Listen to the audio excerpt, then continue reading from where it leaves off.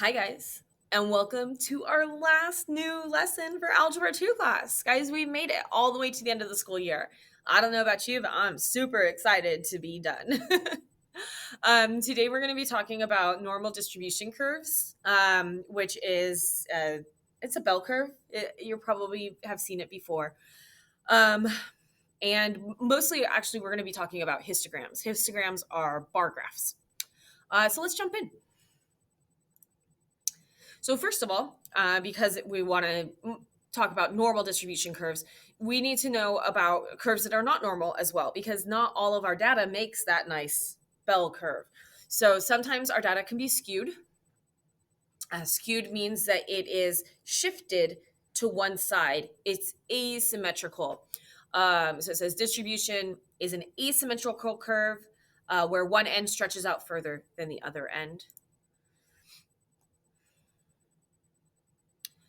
On these problems, the data is not very predictable, and it's closer or further from the mean. So we talked about yesterday too about our mean and our standard deviation, and we said that usually 68 or so percent falls within one standard deviation, and then we get up to like 95% within two. That's not necessarily going to be the case if it's not a normal distribution. If it's skewed in one direction, then that throws off our percentages.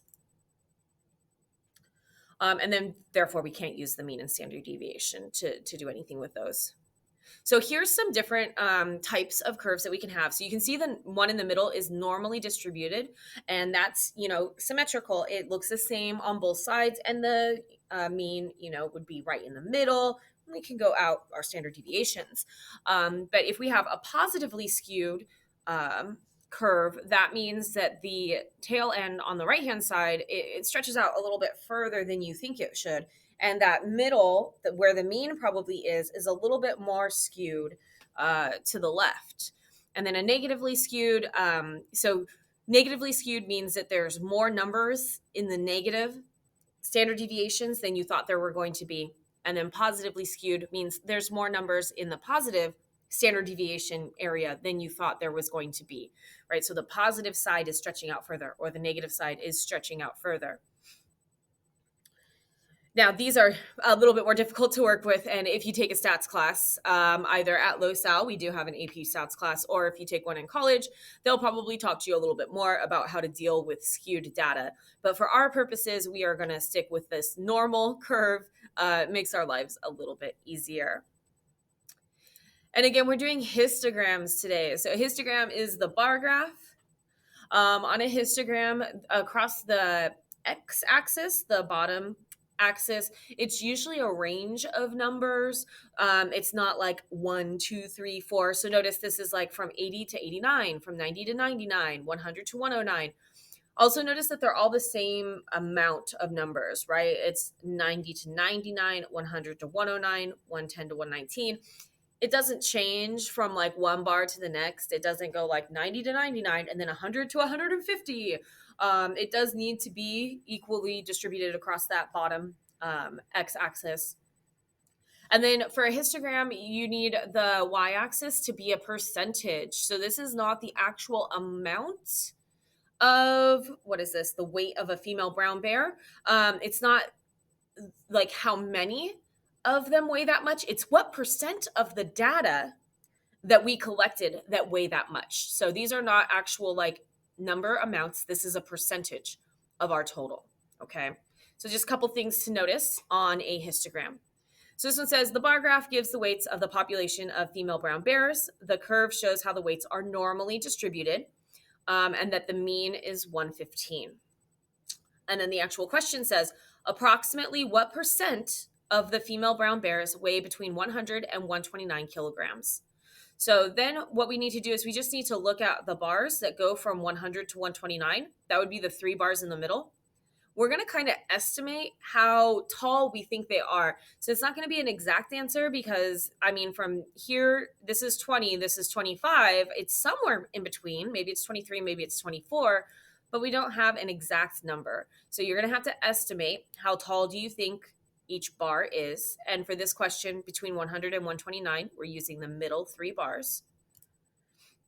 And so my estimate, I think the first one's about 23. The middle one's about 42, and the third one is about 23 as well. So that was my estimate. Now, if you estimated differently, that's okay. We can be within one or two, right, of each other. Maybe you thought they were 24 and not 23, so then yours is going to be a teeny tiny bit higher than mine. And that's okay. So there is some wiggle room on these problems because, again, we do have to estimate. It's not an exact answer. So it's okay if you're a teeny tiny bit off from me. But obviously, you shouldn't be like 20 numbers off from me. Also, these are percentages, so you want to make sure that your answer is always somewhere between 0 and 100. If you ever get an answer of over 100, you did something wrong, right? Because you can't have over 100% of the data. All right, let's keep going. So this one says, approximately what percent of the female brown bears weigh less than 120? So that would be, 120 is this third, or I don't know, we have the middle one. It's the one right to the right of it. So we want everything that's smaller than that. So you got a couple different ways you can do this. You can try to add up all of the bars that are smaller, or you can add up the bars that are bigger and then subtract from 100. So different times, different things are easier. So I have 5% for the 90 to 99. And then I took these two numbers from what I said on the previous slide. So the 100 to 109, I said earlier, I thought was 23. And then this middle one I thought was 42.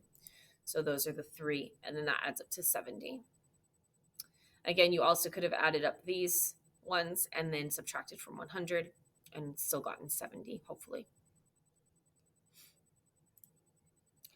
All right, guys, I think this is our last problem. So this one, we're going back to actually what we were talking about yesterday, which is mean and standard deviation. So this one says the standard deviation in the weights of a female brown bear is about 10 kilograms.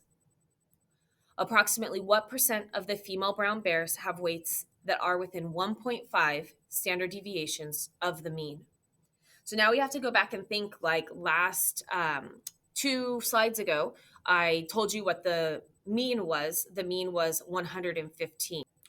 So 115 is going to be like right here. That's my mean. And then 1.5 standard deviations. So one standard deviation is 10. 1.5 would be 15. And the reason why we chose that number was because it gets us to the edge of the histogram, right? So right here, if I add 15, that puts me at 130. And then if I subtract 15 from the 115, that puts me at 100. I know that I didn't draw the best line right there. And so if it's asking for what percent of the female brown bears are within 1.5 standard deviation, it's, again, just asking between 100 and 130. So it's those middle 3 bars again. And we already did that earlier. We said that was 88. So we can also do mean and standard deviation on these histograms and on the normal curve, which is what we learned yesterday. And that's it, guys. We're done. We learned all of Algebra 2. So I'm going to sign off for the school year.